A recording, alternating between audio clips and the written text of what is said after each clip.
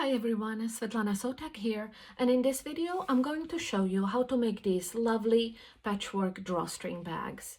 Finished size of these bags is approximately 7.5 inches wide by 9 inches tall. They are fully lined and they are great to be used for storage, travel, or to keep your projects organized. To make this drawstring bag, you will need 2 of each of the A, B, C, and D panels for the exterior of your bag. You will also need 2 panels for the lining and 2 panels for the drawstring casing. And I am using quilting cotton for each of these panels. And you will also need 2 panels of either fusible fleece or cotton batting. And I will put the measurements for each of these panels in the description box below the video.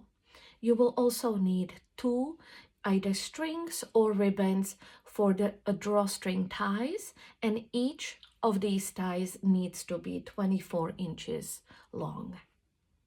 Let's get started, shall we?